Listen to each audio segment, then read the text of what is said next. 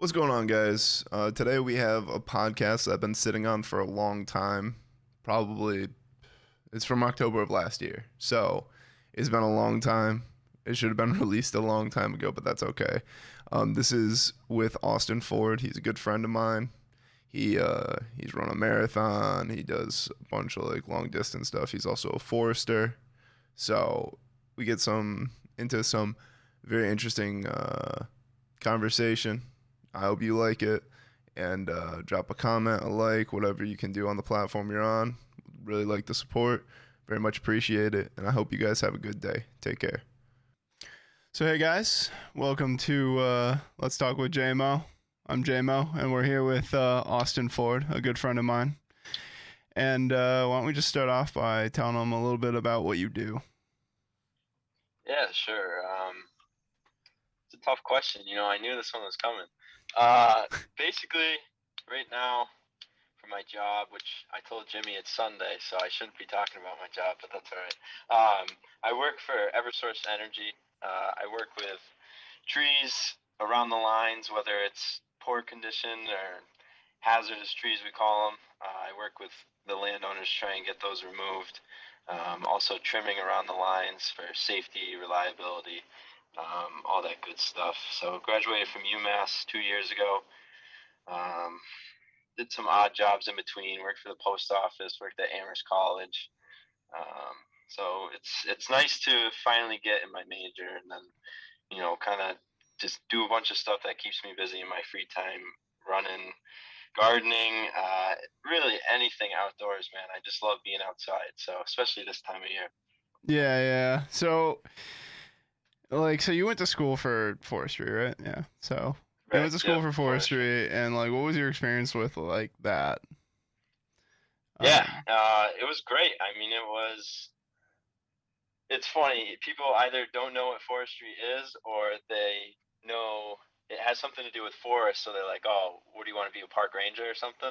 Which is it's a good question. It's a valid question, but it's something that we always joke around about in the forestry majors because there's so many other things that you can do.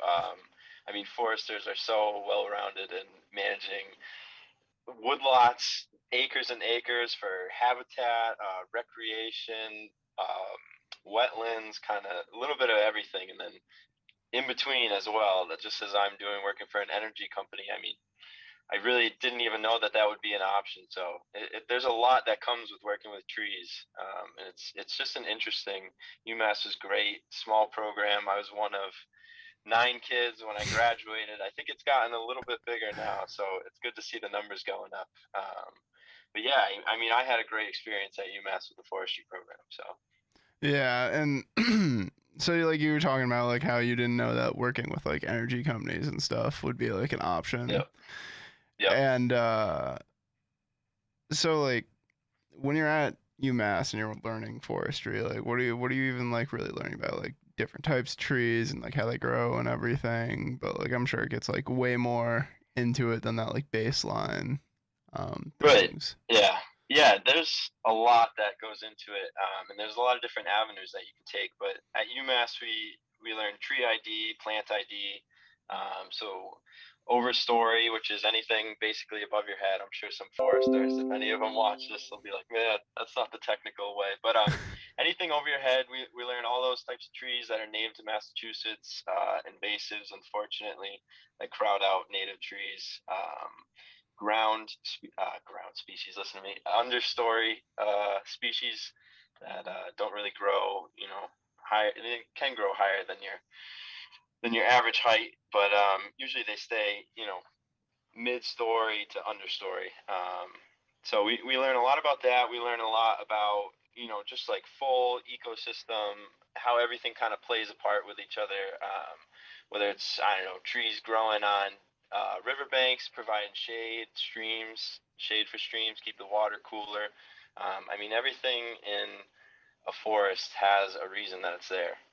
So it's interesting, and UMass was good at expanding us. So we got to take wildlife classes. We took.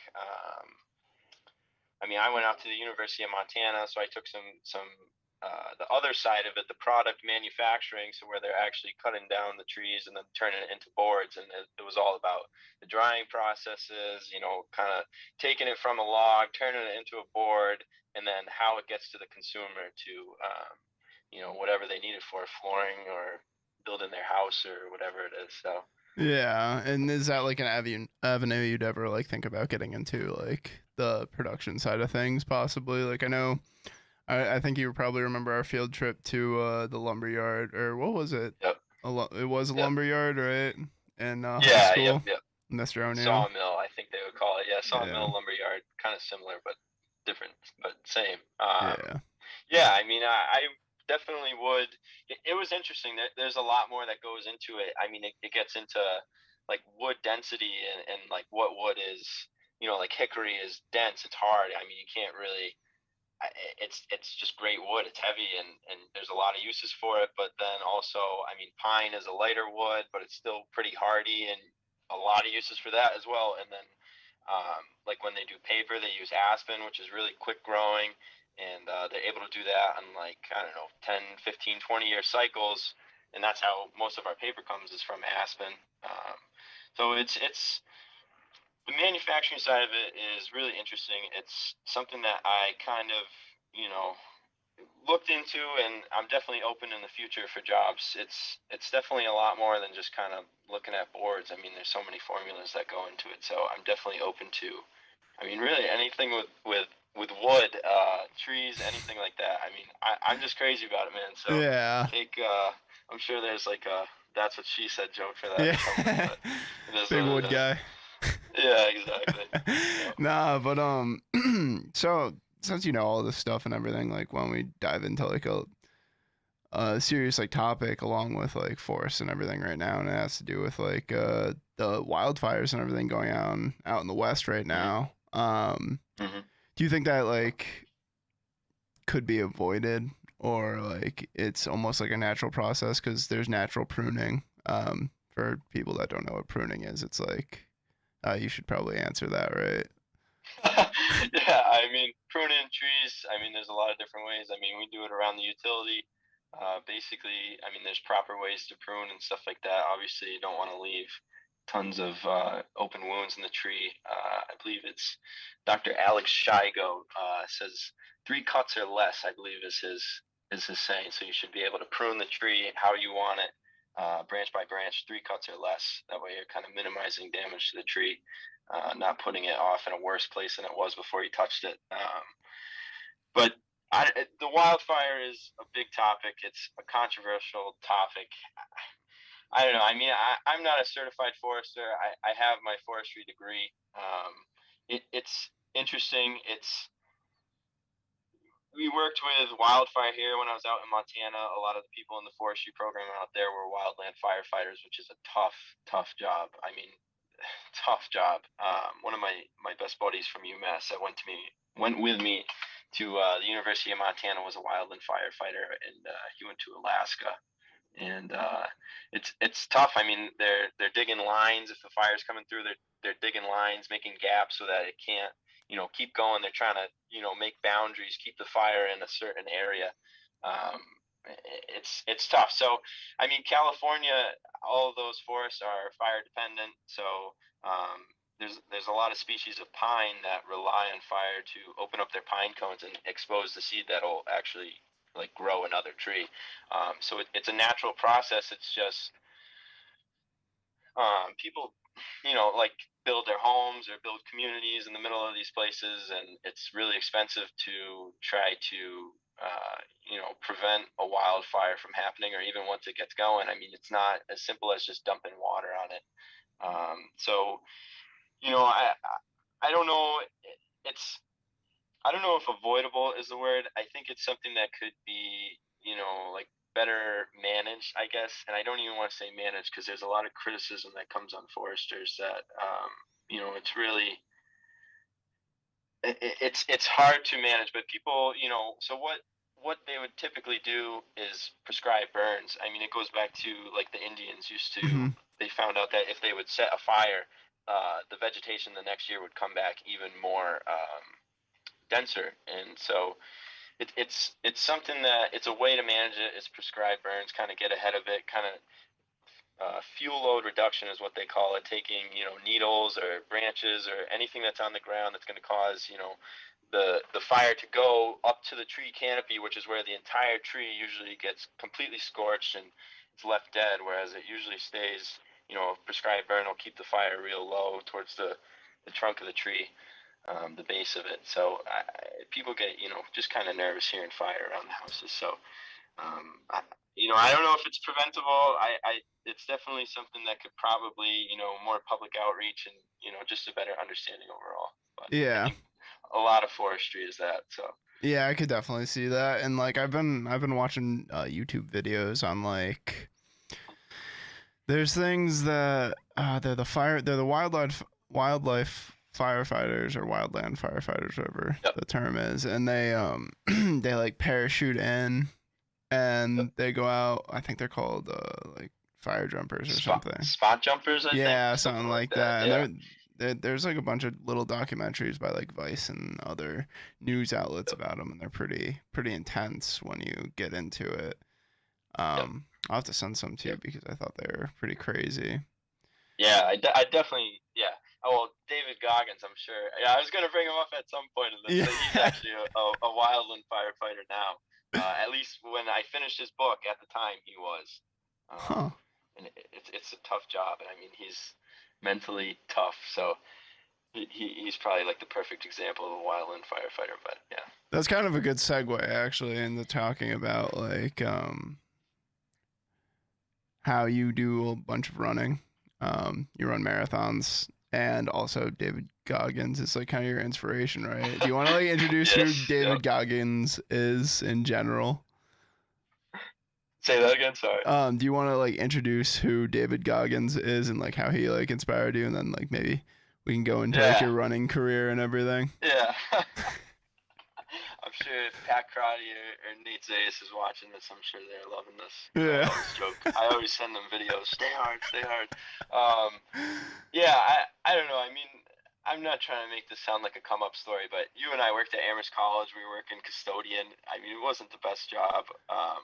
But I was sweeping the floor in the gym and obviously just so bored. I mean, the job is it's just the same stuff over and over. Monotonous. It's a custodian job. So, yeah, and it's fine. It is what it is. It was a job that helped me get through COVID when it first started and, helped me, move out to New Hampshire because I had some money saved up and stuff. So, but anyways, I was sweeping the gym floor for Amherst College and I came across his book on Audible.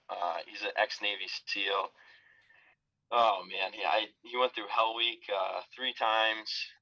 Hell Week is insane. I mean, I'm not a Navy SEAL or anything like that, so I don't even really want to describe it. But people can find his book. It's called Can't Hurt Me.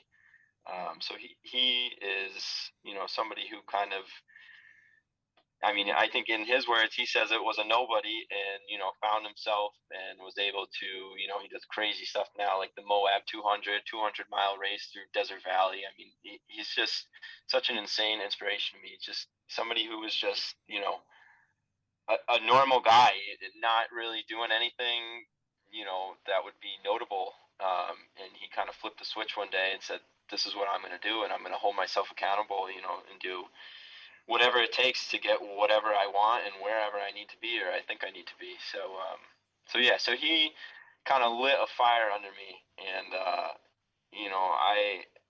I last year around Thanksgiving, the day before Thanksgiving, I kind of ran a marathon on a whim. I signed up for a virtual one. Yeah, I mean, he got me amped up, man. So I set out. How do you run a marathon on a whim, dude? What? Yeah. It wasn't very. I learned a lot from it. So he got me amped up, and I wanted to run a long race. I wanted to run a marathon anyway, so I signed up for a virtual run, and I don't know. I think the most I ran before I did it was maybe 13 miles, so a half marathon. So I set out the day before Thanksgiving. I did it on the bike trail. I was trying to be, like an easy start. It's pretty flat on the bike trail, and I was actually killing it. I was going like 8:15 average miles. pace wise. And when I got to mile 18, they call it the wall, where I don't know really the science behind it. It's something with glucose or glycogen, something your body runs out. You just run out of fuel. So I hit that wall. I decided I was going to stop and stretch, and I pull my right leg up to do like a little quad stretch. Instantly locked, like just Oh. complete cramp. I was like an old man on the bike trail, just like holding my leg. So but like David Goggins' whole book is about not quitting and like pushing yourself when you think you're at the end. So I didn't know how it was going to turn out that day, but I knew I was not going to go home without finishing the 26.2 miles. So I think I don't know, I was probably at like 3 hours when I hit mile 18. So I ran 18 miles in 3 hours, and then I ran 8 miles in, I don't know, an hour and 15 or something like that. I don't know. Whatever it came out to, I was a lot slower for the last 8 miles, but I was able to get it done between walking and I think I would jog for like 10 seconds. So I went from 8:15 pace and I finished around 10:15 pace. That's still not And bad. I finished. Yeah, it's not terrible. My goal was to do sub 4 hours, so I finished with 4 hours 15 minutes and some change after that.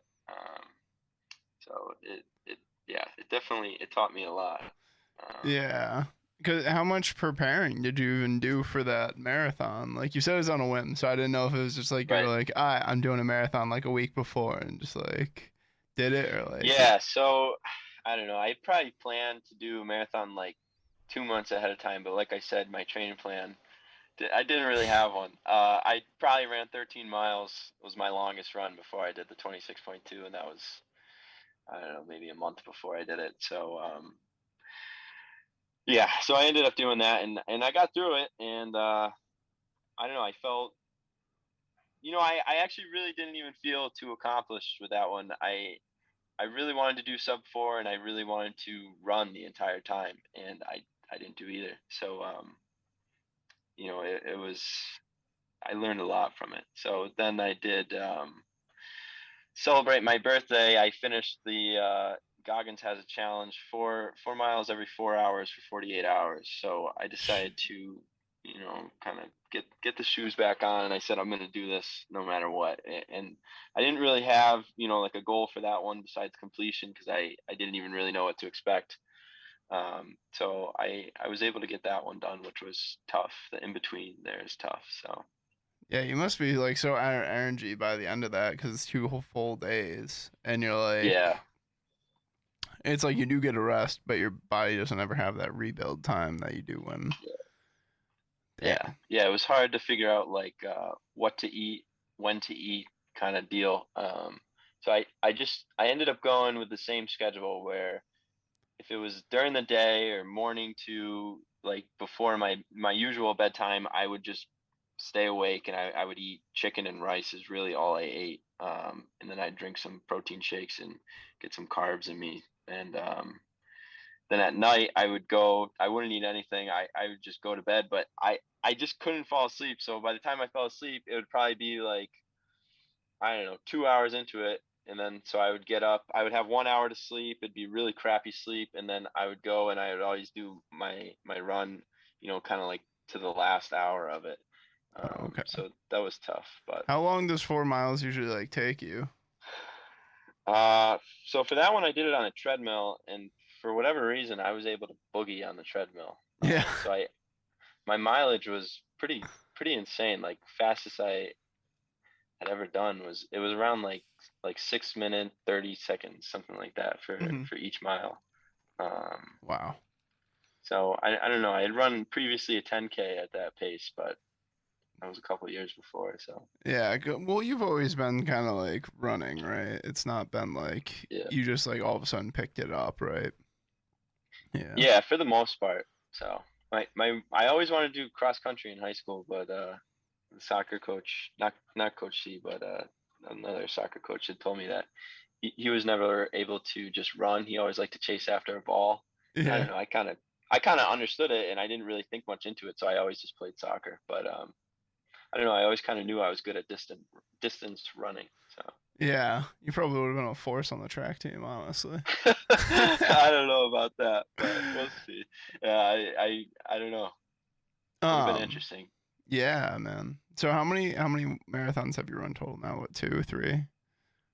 So I've done two now. 2. So in January of this year, right after I finished the 4x4x48, Pat Crotty texted me and said, "Yo, dude, do you want to run a marathon?" And I said, "Yeah, man, I was planning on doing it anyway, so let's do it." So we planned for one October 3rd, I believe it was last weekend. I believe it was the 3rd, yeah, Sunday. Um, so we got that one done. I told Pat, never text me in January again. I mean, 10 months to train for a marathon. Like there was so much that could go wrong, and everybody who ran it finished, so it was a great experience. But yeah, so That's I have awesome. 2 under my belt now. Wait, so was it just you and Pat, or was it like, did you guys get like a bigger group of people? Yeah, it was me, Pat, and some of his buddies and his roommates. So Oh, there cool. was 6 of us, 6 or Oh, 7 of us in total, and everybody finished. So that's awesome. um, yeah, it was great. It was the main marathon in Portland, and man, the crowd was unbelievable. The atmosphere is insane. I mean, all these people volunteer their time. It's all a volunteer based race, and they're handing out waters and Gatorades. I mean, they're reading my name off of the bib. It says Austin on it, and some guys like, "Let's go, Austin!" Like, great gate. You're looking strong, and I'm like, man, like just the positive vibes around the whole race was insane, man. It really helped me. So That's awesome. I feel like that's something you don't really. I don't know. Maybe it's the internet. I'm not really sure. I feel like you don't get much authenticity and like good yeah, energy off people nowadays, especially since like COVID and all that. yeah, That yep, not a lot of people are throwing out positive energy as much as before. So it's good to like see something yeah, like that. yeah. It was insane. It was a great experience. So, and I did a lot of things that were different from this one compared to the last one. I mean, I tried to utilize like every water station. The one that I ran before Thanksgiving last year, I had like this little armband that I filled up with water. It was kind of a cool thing, and I decided I was gonna save it until I really needed it. And so like around mile 18, I'm like, all right, I need some water. I haven't had any, and I go to chug it, and it's like maybe a shot glass worth of water in Oh there. my god. I was like, man, I really, I kind of should have tried this out before I got out here. Um, so so this one around was a little different. I tried to take water at every single station. There were still some slip ups. Like I got a fanny pack and I didn't run with it before, and I couldn't figure out how to tighten it. So it was bouncing Oh. up and down on my hip like the whole time. My dad was trying to help me tighten it before. I'm like, this is what I get for spending $8 on Amazon. Yeah. But so around like mile 6, I just couldn't take it anymore, and I was just like ripping with this thing, and somehow I figured out how to tighten it. I mean, it sounds ridiculous, but it's like I don't know, man. It was like a puzzle. Couldn't Huh. figure it out. So, and then I had these gels with me, CIS gels. They're called Science in Sports. So I quit caffeine about like 3 months before this race. Not really related to the race. I was just drinking so many cups a day. It was ridiculous. It was getting out of hand, and my runs were just terrible as well. Like my heart is just like beating out of my chest. Yeah, you're Um, feeling like Will Ferrell and yeah, kicking and screaming. yeah, exactly. So I decided to give those up, and I don't know. I'm just googling like kind of what gels to use, and Amazon shipping ended up delaying them or whatever. So I get the gels and I look, and they have each one has 125 milligrams of caffeine in it, Oh my and god. I'm like, oh my god, dude, I haven't had caffeine in 3 months.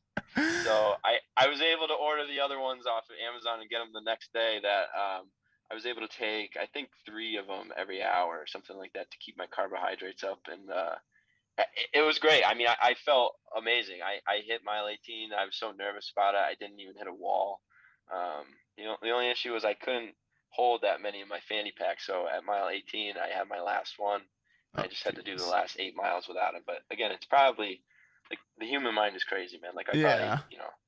I probably could have gone without him like halfway through the race if I really had my mind set on it. So Yeah.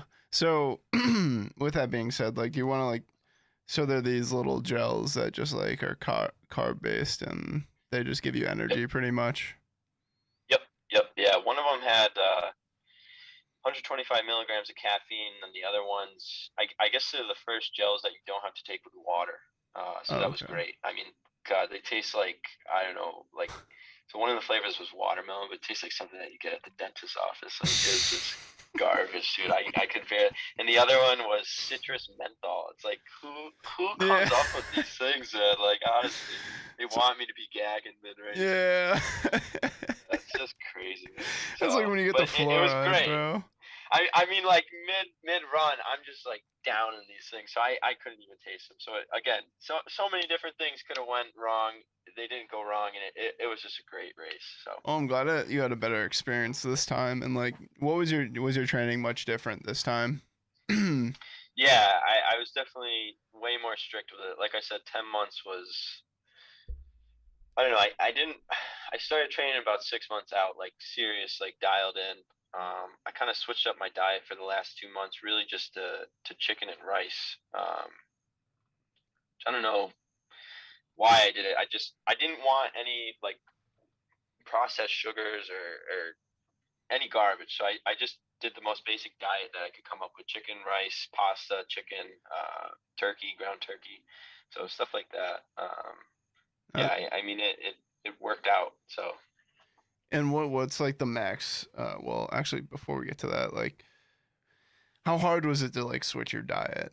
Like, are you a person that like really looks forward to like eating food in like house and shit, or are you like you're just eating because you need to eat type of yeah, person? no, dude, I love food. Yeah.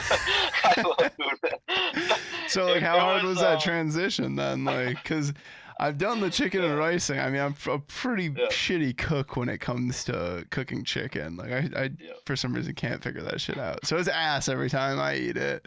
yeah. Like, did you like figure out good ways to like cook it? Or are you actually looking forward to your meals? Or like, Yeah. It's crazy. There's two things that kind of just fueled me with the diet. One was that when you eat like garbage and then you run, like you feel it. Like it's just in your stomach. It's a lump in your stomach. And again, it's probably more mental. I mean, it's both. But when I eat like garbage and I'm going for my run, I'm like, man, I ate like garbage today or yesterday, and I always have a terrible run. So that was one thing that fueled me. And then the other thing that fueled me with the diet was what was I gonna say? I don't even remember what I was talking about. you were talking about I the knew this was diet. gonna happen once. You're good. Yeah, You're good. diet. There's one other thing that I was gonna say: chicken and rice. Running. Lost it. It'll come back to me. Yeah. Anyways, yeah. It wasn't terrible. It wasn't as hard as I thought it would be. You know, just kind of. Oh, I was gonna say the other thing that fueled me was just kind of like knowing what I went through with the last marathon. I knew, I mean, I didn't really have a diet plan. I didn't really do, like anything. I just ran it on a whim. So it just motivated me to be like, all right, this is what I'm gonna run. I'm gonna run a marathon, and I feel like this is gonna be, like the best thing to fuel me. This is what I'm gonna need to do leading up to it. So again, it worked out. It I don't know, man. I can barely even look at like ground chicken right now. So Yeah, dude. That's I exactly. gotta figure out. I did. I did like a 3 month. Like when I was really heavy into working out, I did like 3 months where it was like chicken rice. It was like a clean bulk, and it was. I don't think I've eaten a chicken breast. Well, Yeah, not recently. I've been eating chicken, but like when I was done with that and I stopped like doing the bulk, it was just like would not even yeah, touch brown rice or chicken for like probably 3 months after that. Like yeah. it was And it's like awful. such a thing that people joke about too in bodybuilding. Like Oh you always see yeah, those things on like Instagram reels, like fake eating chicken or eating chicken that's just so dry you can't get it dude. down. The fucking meal preps when you prep meals for the week, and then like by the end of the week they're like slimy and fucking disgusting. Yeah, yeah, Oh my yeah, god. yeah, dude. So were you like cooking it any like different, or was it just like straight up on the grill, like you're cooking it up?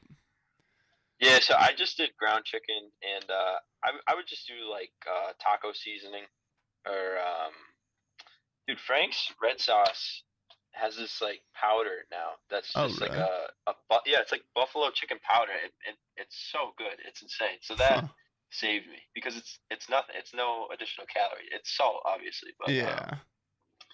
yeah. So I don't know. I was just trying to make it taste good. I mean, my mom, dude, is like an amazing cook, and yeah, I mean, ever since I've been living on my own, I mean, it's been tough anyway. So Yeah. doing this, I guess, just kind of simplified it. I'm like, all right, this is what it's gonna be. You know, we'll put some sauce on it. We'll try and mask the taste a little bit. Yeah. But Have you ever tried like intermittent fasting or anything like that? Would that you think that even like yeah, help with like your running or anything like that? yeah. So I actually usually do that anyways. I don't usually eat until I don't eat breakfast. I usually eat around 11 a.m. or noon. I do like those Sargento balanced breaks. Those things are awesome. Those things are gas, dude. But anyways, yeah, I really enjoyed running with an empty stomach, which was my issue because for the marathon, I mean, you have to have something in your stomach to kind of get you fueled up. So I ended up waking up at 4 a.m. before the race. The race started at 7:45, and I had some oatmeal, two bowls of oatmeal, and banana and a protein shake, and then I did a 2 mile run on the treadmill just to kind of get the runner's gut going. Not to The, be gross here, but whoa, it's whoa, a whoa. thing, man. Wait, Runner's gut is a you I'm ran telling you, two man. miles before the marathon. Yeah, yeah. It was something that I had learned before, like just with any of my runs, like dude, once you get running, it just messes with your bowels. Like it's just, they literally call it runner's gut for anybody that's grossed out right now. Just look up runner's gut. I mean, people deal with it, man. So Oh my god. yeah, so I did. I mean, nothing crazy. Like I'm not down there sprinting or anything. I just did some 2 miles on the treadmill just to kind of get everything going, and yeah, I felt great when the race came around. I mean, I didn't have like cramps. I didn't have to go to the bathroom once during the race. Like I didn't even go number one. Oh wow. Held that in. Dude, the porta potties. The porta potties are enough motivation not to go near them. So I just I can it is only what it is. imagine, dude. Because Yeah, everyone's yeah, trying to go quick. Trying to go quick. yeah, They're trying to yeah, make their time, so they're just like in and yeah, out. yeah. So There's like you gotta 4,000 imagine some people. are not Like, wiping or anything. You're just like, oh yeah, god, this is so bad. yeah. I stayed away from those things. So Yeah, I can understand that. So when you're talking, we're going back to your training for like the fifth time because I keep getting off topic here, but no, it's good. so you're training. It's like you do a certain amount of miles each like week or day or, and like what's the max Mm. like you got up to for the race you Yep. did recently? Yeah, so I got up to 18 miles. 18 Um, miles. yeah, 18 miles. I they say you don't have to run a marathon before you run the marathon. I guess you're actually not supposed to, but I really wanted to. But I definitely fell off, like here and there. I'm Goggins. I'm not making excuses, man, but new job and moving to New Hampshire. It's like the hills here, man. Oh my God, it helped me insanely. Like running on this hills. Whenever you come up here and you see like the hills in this neighborhood are insane. So but it helped me when race day came around. So I got up to 18 miles. My Garmin watch, Garmin doesn't have a marathon training plan. They have a half marathon training plan. So I followed that. Um, and then I added in my own long runs. But they do stuff like tempo runs, long distance runs once a week. I'm trying to think what other names there are that they have for the things. But anyways, there's a whole like different mix of runs. So that definitely helped me kind of Get ready. key in. Yeah, because usually when I would run before I trained for this one, I would just kind of go out and just run as hard as I can. And that is not how it should be done. So and Uh, I was actually really impressed with like the Garmin training plan because it tells you like which workouts it wants you to meet like this pace for, and then most of the workouts you're running kind of at like an easy pace below what you want your race goal pace to be. So it was new for me, and it's almost humbling in a sense to like sometimes it's slow, man. Like I swear I could just walk it, but Yeah. I tried to stick with it. So Yeah, it's like a long that's like a long time to stick with something for 10 months. Like a lot of people will try and go back to the gym and they'll be like, if I can get through a month, I'm good. Or like they'll yep. go, and that's like a long commitment. And like it's Yeah. kind of outstanding to see that like you can like stay committed to something that like you actually have like a goal for and everything, because so many people can't. Appreciate it. Yeah, dude. So yeah, congrats to you for that, man. That's fucking nuts.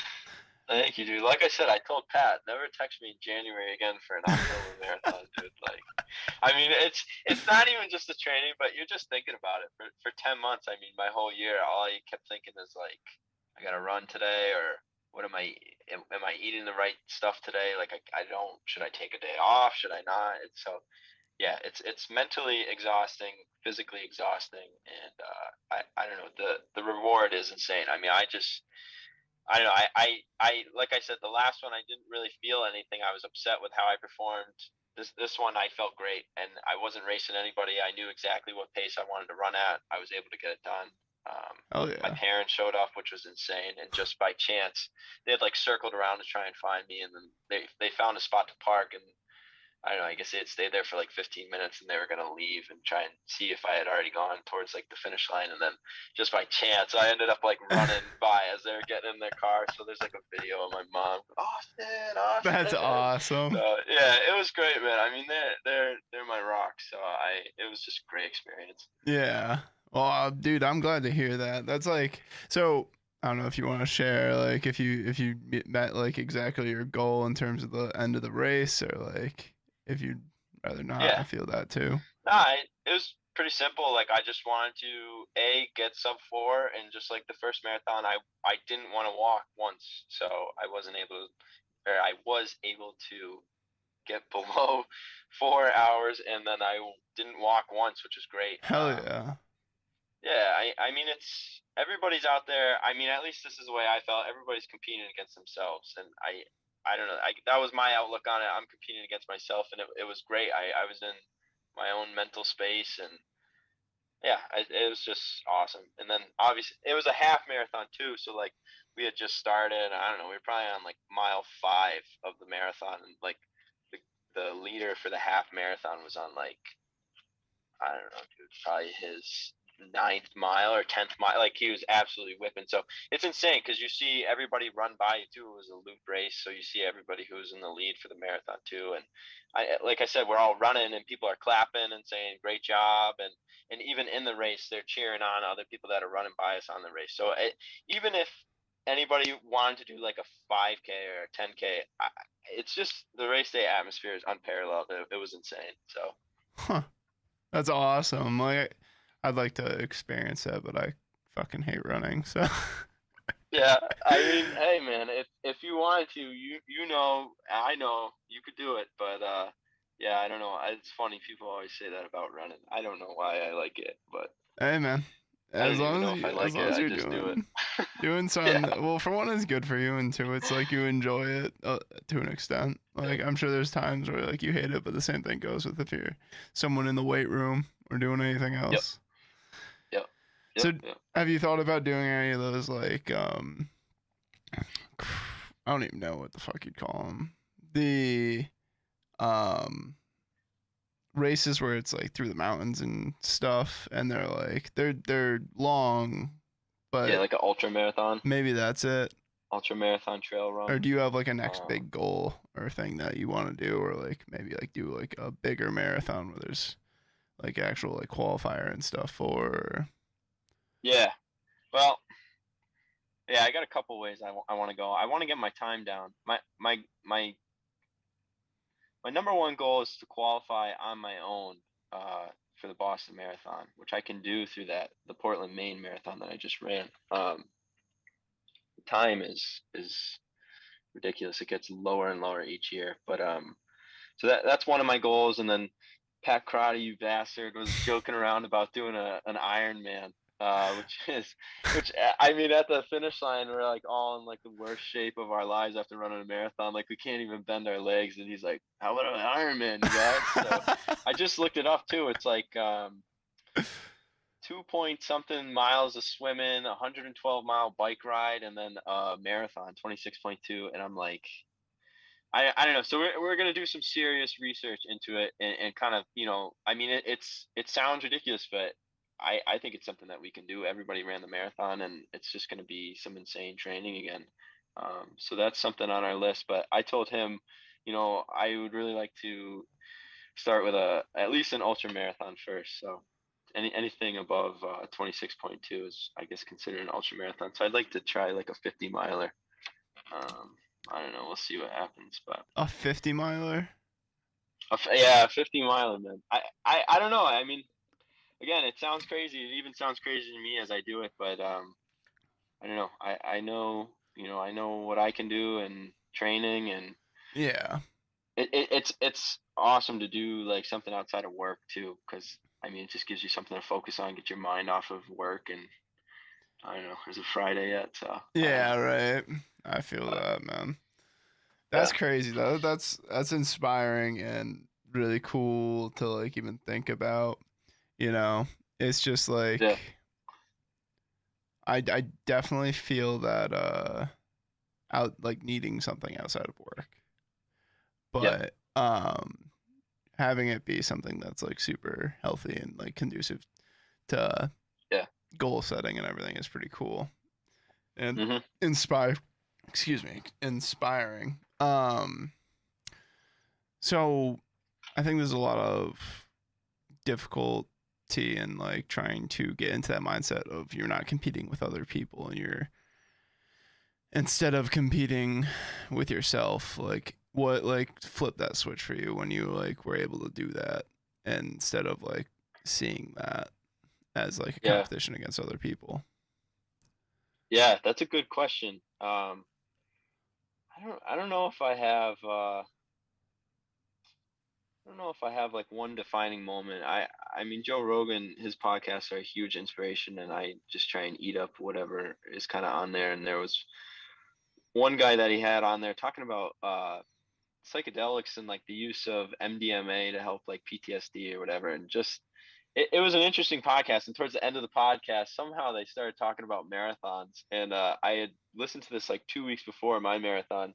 And he was saying that same thing, like he had so much anxiety around hitting mile 18. Everybody says it's the wall and all this stuff. And he said that he packed 2 joints with him in his pocket. And so he started the race, dipped out into the first porta potty he found, smoked a whole joint, and was running at like his PR time.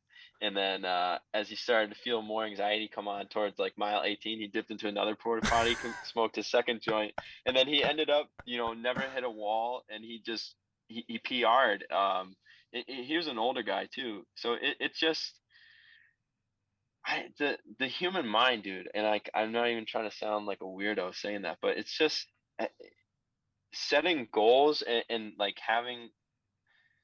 thinking that you can do something is so powerful, dude. Like so many studies on like placebo effects and stuff like that. Like I don't know, there's no limit to the human mind. It's really inspiring. So I just thought, like why put added pressure on me trying to race with someone I don't even know? And also there's like 4,000 people.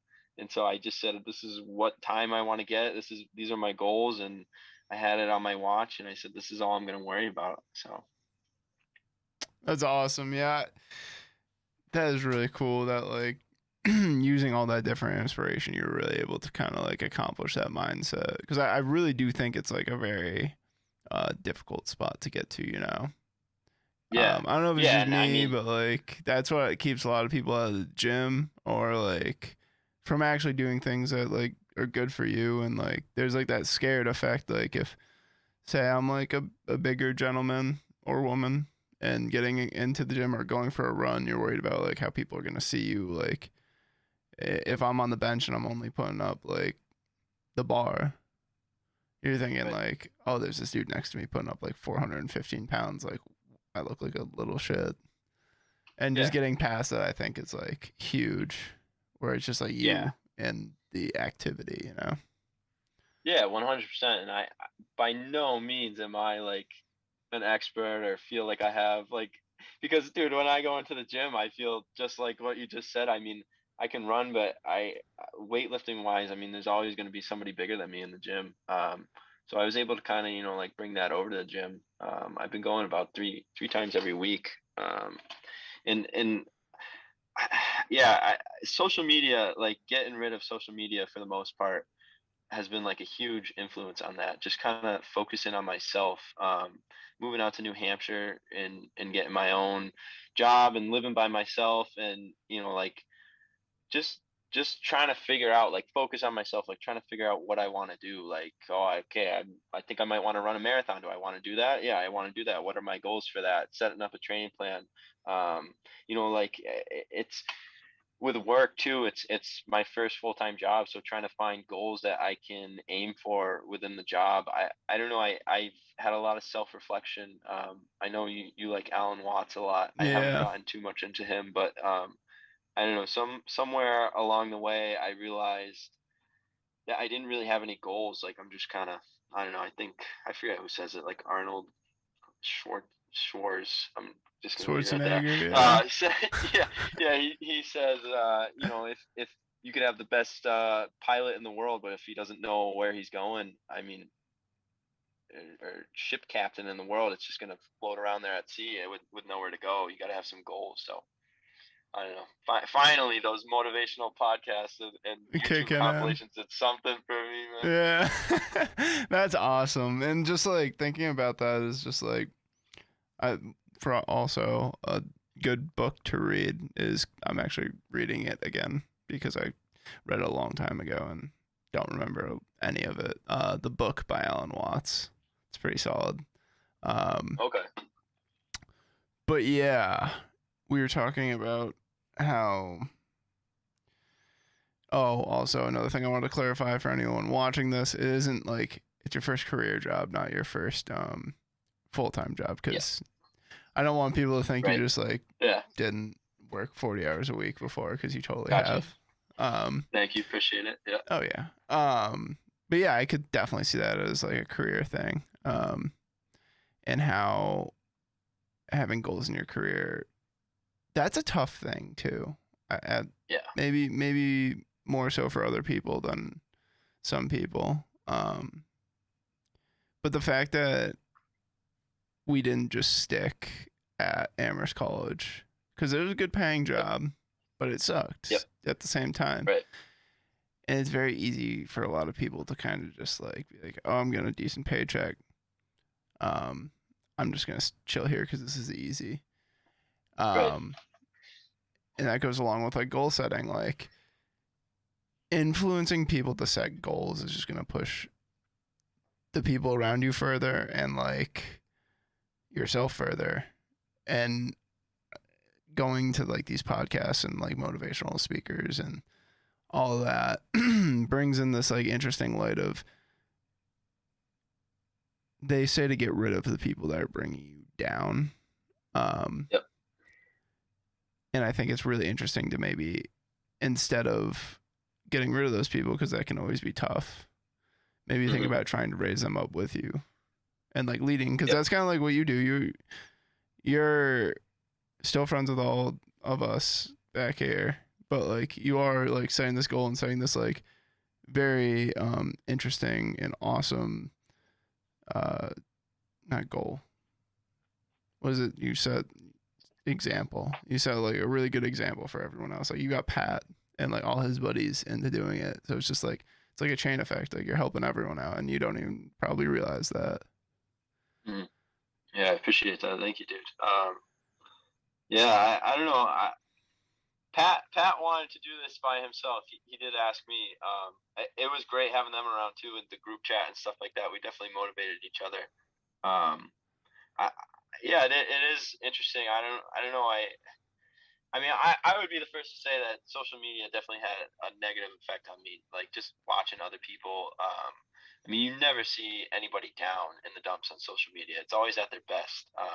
And I don't blame them. I mean, I did the same thing until one day I realized, like, I don't know. I just was like, I'm watching other people live their lives, and I don't really know what I'm doing with mine. So getting away from social media, and oh man, dude, it was so hard, like, not to like post what I was doing, and it still is, like, even to this day, like I still posted on my story on Instagram after I ran the marathon, but it was yeah, man, it's just I really think social media is it can be good, but just for me, it was the best thing I ever did was getting rid of it, focusing on myself.